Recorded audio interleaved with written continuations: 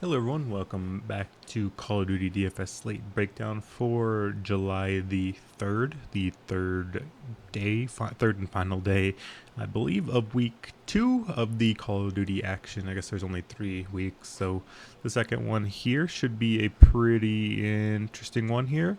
I'm pretty excited for this. Quickly, we could recap. We had 4 3-1 games. 3 of them went as expected. London got the win over Florida. Pretty decent win for them as well. Pretty excited for that one. Obviously, we were kind of back riding London again, and they're just continuing to be a little disrespected, in my opinion. And they did pretty well. A lot of the plays we were looking at did all well. They were all plus 10 at least, so that's pretty solid from Afro, Zero, and Nasty. Gizmo was the one that you didn't end up needing, but everyone else did fine, so definitely fine in that one. Then Optic 3-1 over Paris. The players you needed were Illy and Dashi, but you would have been fine with Scump and or Shotzi as well. Shotzi probably would have hurt you a little bit, but the other 3 would have been pretty good. Mainly it was the final map, just utterly destroyed Shotzi. He was doing really well before that, plus 21 through these first 2, and then had a minus 15 in his next 2, so brought him down pretty handedly. Towards the end of the series, but Optic looked pretty decent coming back in this one. They did not look too great, honestly. Like, obviously, the control they got destroyed in looked pretty decent in the search and destroy, but overall, I think giving up, like, this was a relatively close bocage despite Optic outslaying them pretty heavily.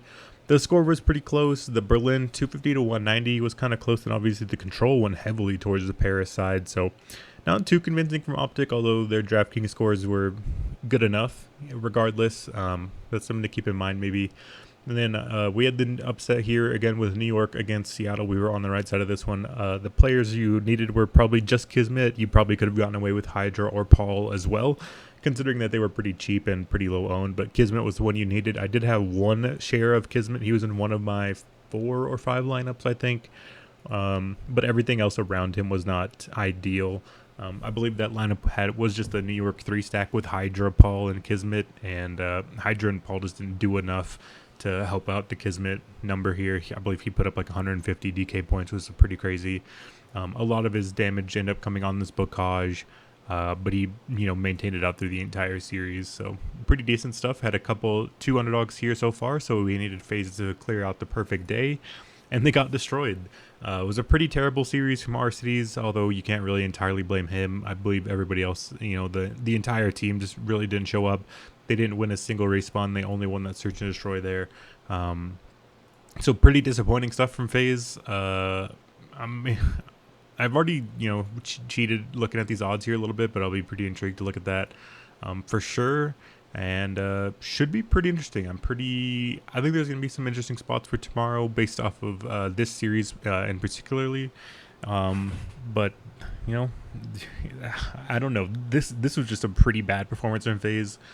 I doubt they're going to be too hindered by this necessarily, but they have not been looking the best, but at the end of the day, they've been in every single grand final so far. But their form is just not quite what it needs to be at the moment. RC's played pretty poorly, although this is an exceptionally bad series, and I think the similarly said for Simp as well. Slasher played pretty well. Hook's actually been on a couple series in a row here of playing well. So at the end of the day, my Atlanta FaZe exposure was not too great, and we know that Simp and Celium, they were like both 50% owned or something, so any lineups without Simp or Celium were probably doing pretty well, and pretty pleased with that overall. We had 3 out of the 4 games correct. 2 of them were underdogs, I believe, and then we just had this big FaZe collapse here, which kind of borderline helped us because it killed so much Simp and Celium ownership that it really helped us excel. So overall, pretty successful day yesterday on the 4-gamer. We look to try to translate it again here today, and I think there's going to be a pretty interesting one. So the first one up is Boston Breach versus the LA Gorillas. We'll look at how these teams have been playing so far, and I think this is going to be a pretty intriguing one. Both of these teams are very, very up and down. we've seen a lot of great stuff and a lot of bad stuff coming from both of these teams. Obviously, the last time we saw Boston, they beat Texas, and then they lost to LA, and then they beat Seattle. So they're kind of all the way up. They're all kind of all over the place. Um, LAG, they just can't coming off the back of beating FaZe, but they lost to New York and then Toronto. So honestly, pretty decent teams that LAG have played. I mean, Boston beat Texas and Seattle, who are two pretty decent teams in their own right. So, um, and they got swept by LA Thieves. So it feels like they've both played pretty decent teams. They both have pretty decent records. Although LAG obviously are 1-2, they've had close series with Toronto and then lost to New York in 4. Boston took the Texas game in 5 and then beat Seattle in 4. Got swept by LA Thieves, of course. So it's really, really hard to get a grasp on where both of these teams are at the moment. If we look specifically towards just Major 4, where they're where we're at now, it's pretty intriguing. I'm really, really unsure what to make of this one. I mean, the odds are completely dead even, -115 both sides. They have LAG as a slight favorite because the spread is at for -1.5 on the LAG side. So the books, or at least Bovada, the book I typically use to get my esports odds from, they have LAG as a slight favorite. I don't know. I really have a hard time gauging this one because I feel like both teams have been doing have just been so up and down. I just really have really hard time guessing what team we're gonna get from both sides here. And I just do not know really at all. If we look at the pricing, I mean, everything's relatively normal with the pricing. I'm pretty stumped for words here. I really do not know, what to look at here for the teams, for the players. I think this is obviously just a pretty close series. I think you could definitely make an argument for either side. I think the big difference here is probably going to come down to map selections. And I think that could end up kind of being the thing here that could help out the LA Gorillas specifically. We'll see the maps beforehand, so I will try to tweet that out because I do think the map set is going to kind of dictate how I view this series.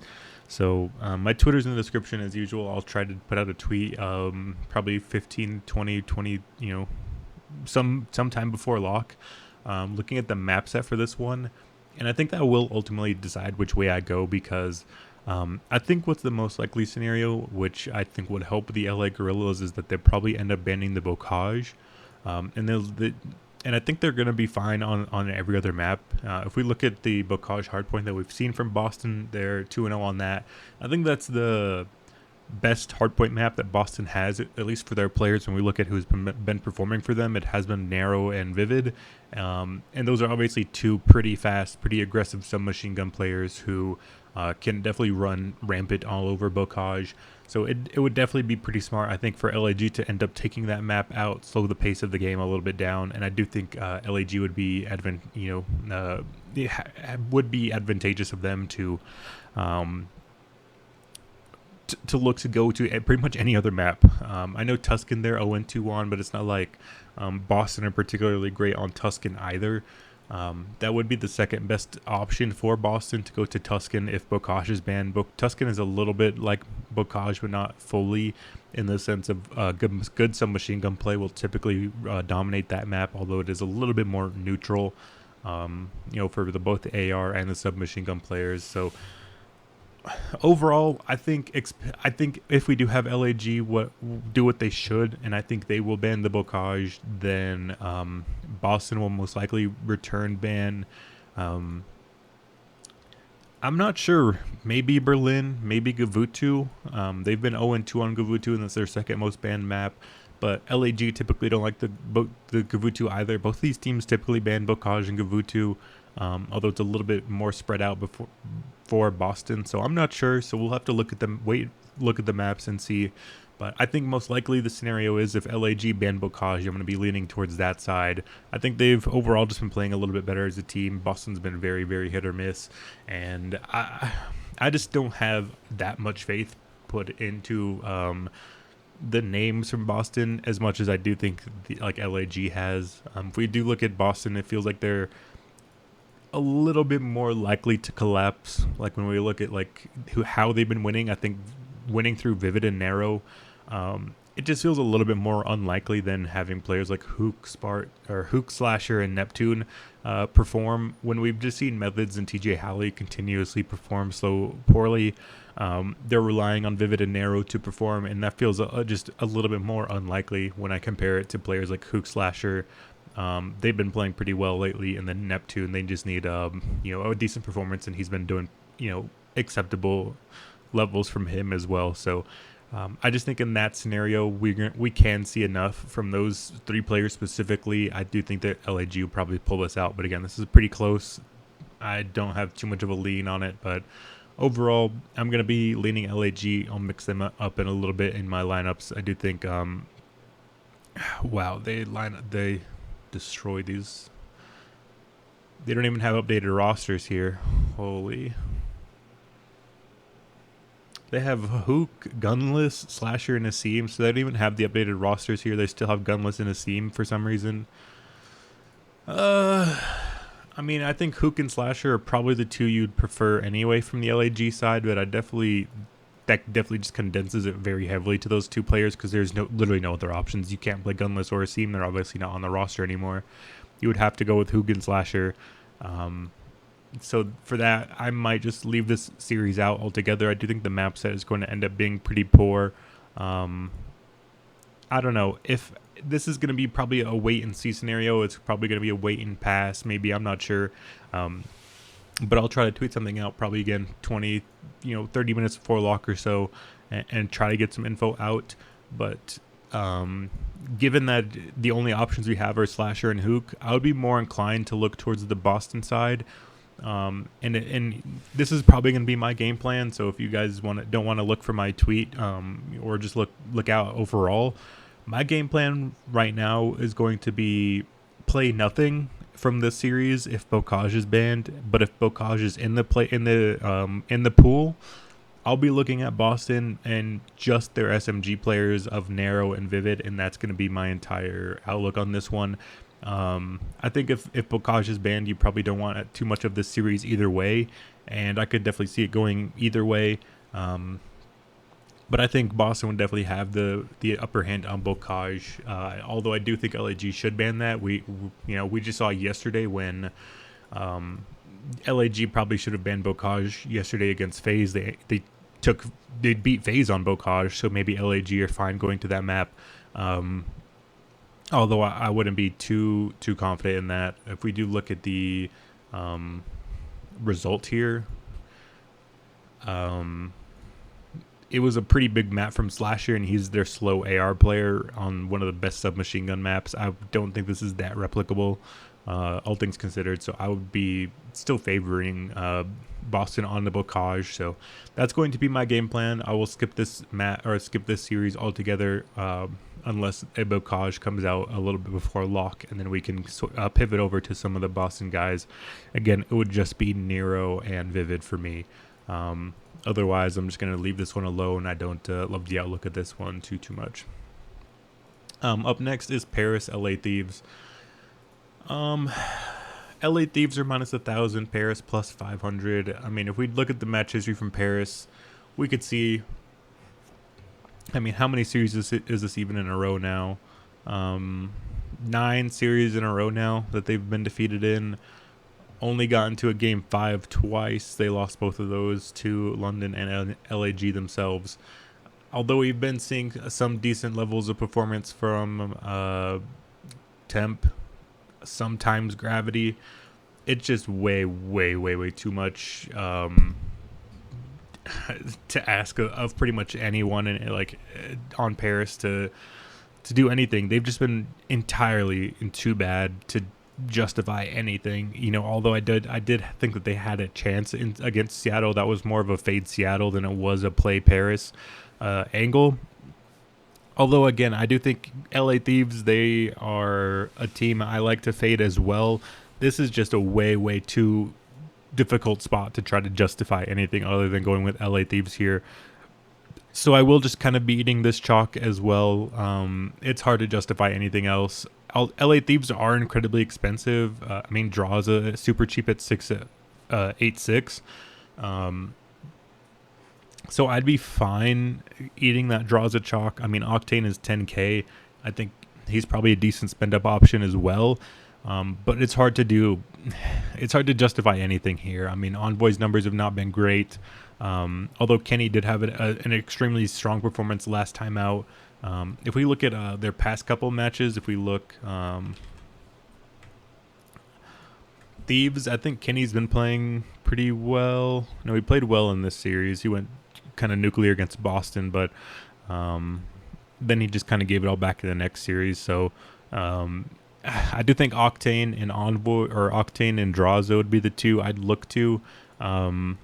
Typically just because Draza is, again, that kind of more aggressive submachine gun role player. If we do look at their engagements, actually Kenny's up there in engagements.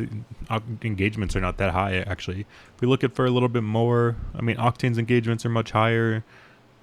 Draza's engagements are actually not that high, so I was a little bit wrong there, but I think the point still stands. Draza's probably just too good at that price tag, and I think what should be a sweep from LA, Octane at 10, I think is fine. I don't know if people are going to chase Kenny and his kind of recent performances.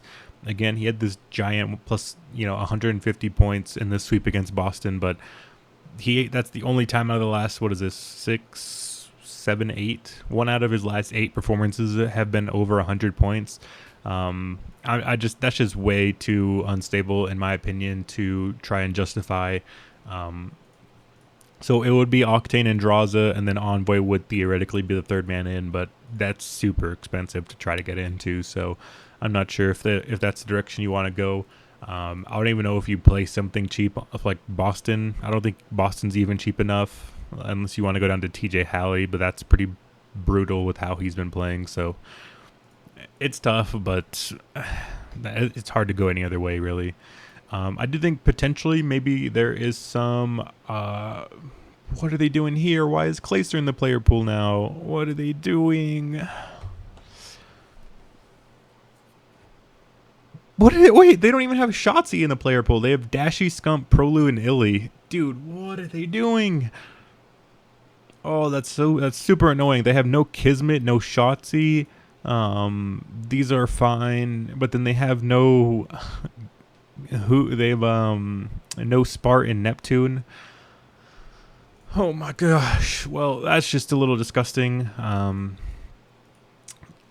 mean, I don't know. We'll look at this one either way, but man, that's pretty tilting, to be honest. I mean, I don't know why they would exclude Shotzi. It's not like he's been the one missing. I don't know. I'll try to tweet them and let them know beforehand or something, but that is pretty diabolical from them. Optic New York. Obviously, Optic got the 3-1 over Paris, but honestly, they have not been playing well, even though they do have their full roster back. And it's not like they've had much time either. So, although this is probably going to be a little bad, I'm going to go with New York here. I think they've been playing pretty well. They're obviously been playing extremely strong online. Optic didn't look great yesterday, and it's not like they have much time to adapt either. I mean, they have, I think they will get it together before LAN and before the big tournament does end up coming. I do think they're probably going to be the favorite going into the the major championship on LAN. I just think, granted that they've been playing with ProLoot for such a long time, and they have Illy coming back.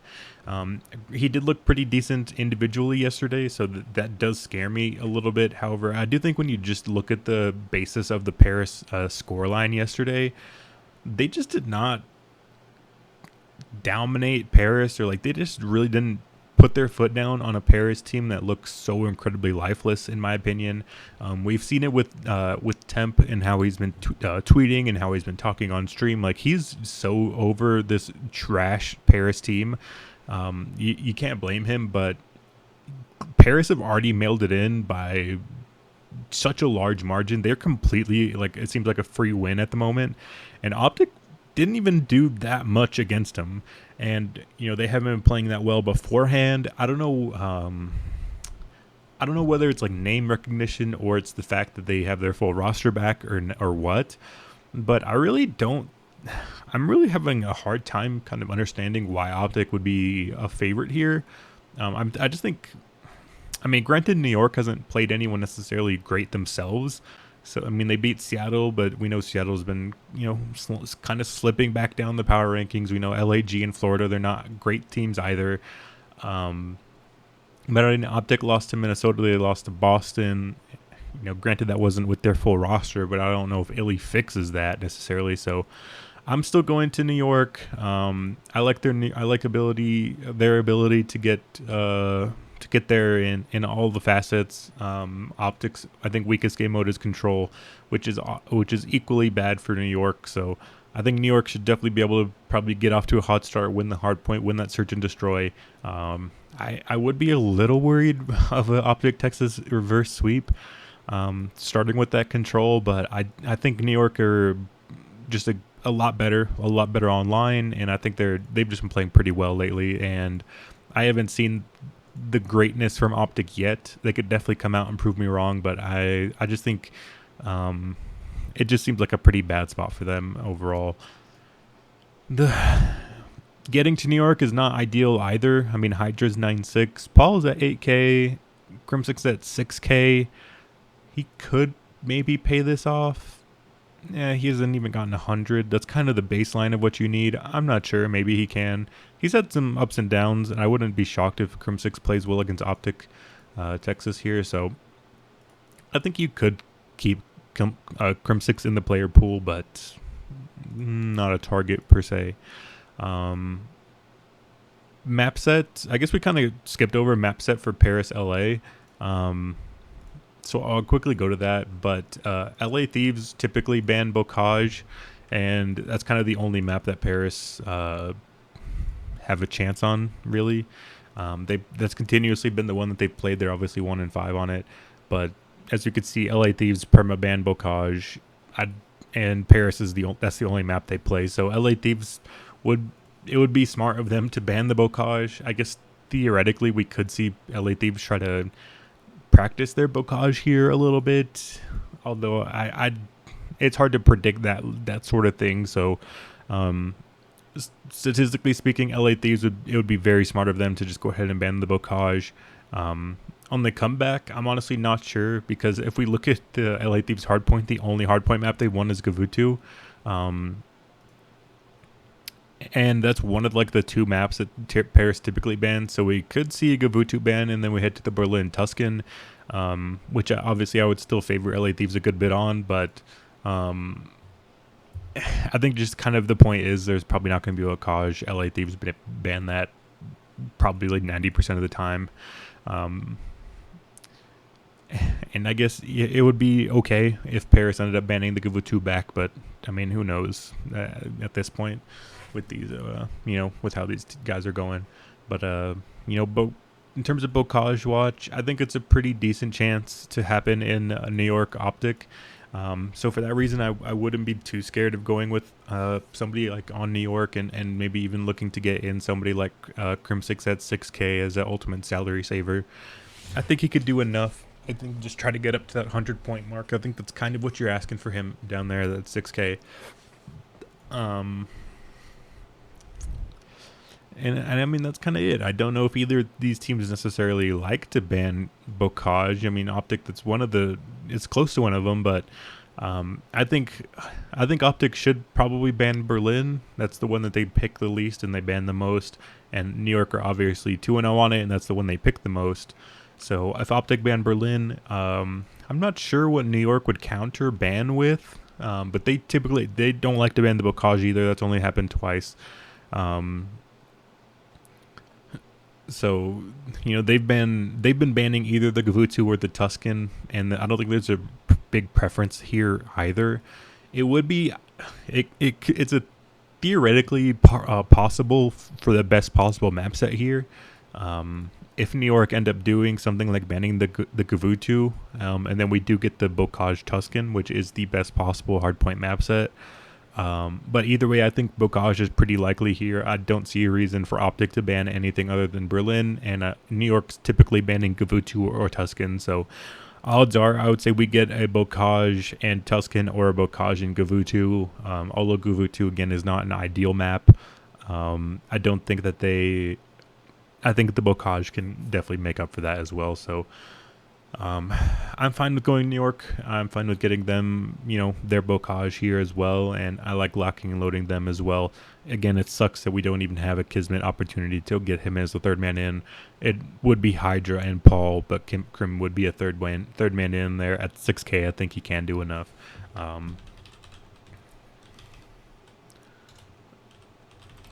think this is the website for looking at players. I'm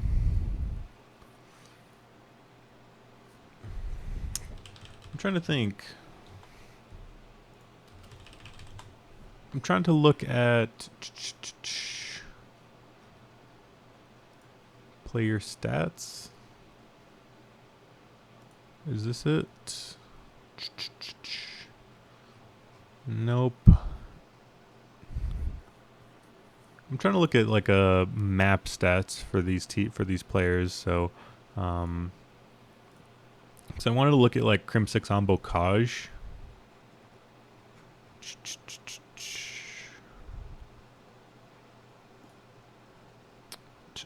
Players, nope. I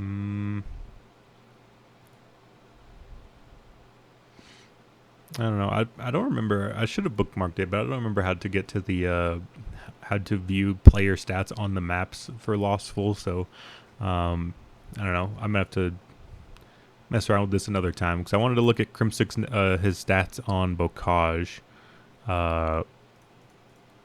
necessarily, right, individually. I think that would have been a Lostful player stats per map. Try that. Player map stats. There we go. Should just tried Googling that first. So if you look at Crim 6, Hardpoint Bocage, 28 and 32, pretty poorly. Looks like they've been, last few times they've been playing it, he did okay. I mean, he does have a couple spike performances, but overall not too great. If we look at Hydra, 31 and 30 and a half, 31 and a half and 30 and a half. So typically pretty strong. He looks like they had a couple bad matches here and there, but overall you would definitely take those. Paul, 28 and 30. Not ideal. Pretty solid map here against Minnesota, but nothing too great everywhere else. Kismet obviously had a tremendous performance last time out. I mean, he would be the ideal one for this one, but not in the player pool at the moment, so keep an eye out. Maybe they'll add him late, but he would have been the one. Otherwise, it would be Paul and Krim. But we'll look at the player stats overall before we get out of here. Again, doesn't feel fantastic, overall with how the slate is. Missing players here and there, it definitely hurts. So overall, we do like New York. We do like LA Thieves. LAG and Boston. I don't know. I guess we'll throw. I don't know if we could throw really either of these teams in because they both made roster swaps. So I don't know if you can get too much really from either side. We'll throw Boston in, I guess, since that's the lean we're going with. But obviously they don't have Capsule in anymore, so this would be it. I mean, Hydra, Paul, and Kismet at the top. Octane Draza, Vivid, Narrow would be the two from Boston again. Kenny, Methods, Krim, TJ Halley, and Envoy all pretty low, so it's going to be probably pretty condensed. I can't imagine myself making more than maybe one or two, maybe three lineups, with how crazy, but I think it's going to be pretty condensed here, and especially if the map set comes out and there is no Bocage, I'm definitely probably going to just end up fading the LAG Boston one and just trying to make different combos of LA Thieves in New York, and probably leave it there. Maybe have some Boston, just because I do think those submachine gun players from Boston have the upside, to make things happen either way. So if we look at their past couple series wins, I guess they didn't do much here, but I mean, Vivid and Narrow. I mean, these are pretty decent DraftKings scores because of the total amount of kills that they had.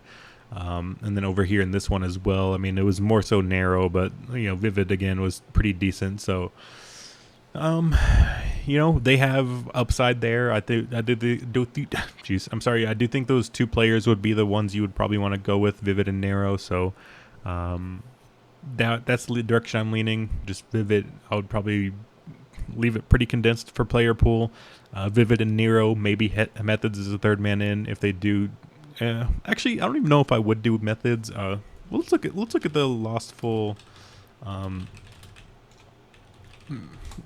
Let's look at Boston's match history on Bocage as well, just so we can get an idea. Look at Tej. So he's averaging a 32.5 over 32 and a quarter. So actually pretty decent for Tej. I definitely think he would probably be the third man in. Methods is at 28 and 29. So TJ Halley would probably be a decent third man in. He would be a pretty good value option if Boston do end up going to that Bocage. And again, his numbers overall have not been great, so he would probably be pretty low owned as well. I think he would be a pretty decent shout as a third Boston player in. If you do want to do a Boston stack, and they do have that Bocage map set out, so that'd be how I'm looking. Nero and Vivid, maybe a TJ Halley sprinkle if Bocage is in. Again, it's probably Octane and Draza for LA Thieves, maybe Envoy's the third man in, but that's very hard to get to. Obviously, that's salary.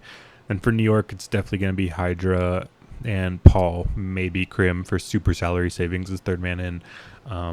But it would be Kismet if he was in the player pool. So I don't know. Pretty weird, pretty interesting stuff. Hopefully we can try to tweak DraftKings and try to get them to fix their player pool. But, for now, that'll be it from me today. That'll be it for Call of Duty from me as well. And I will see you guys next week for the final week of qualifiers.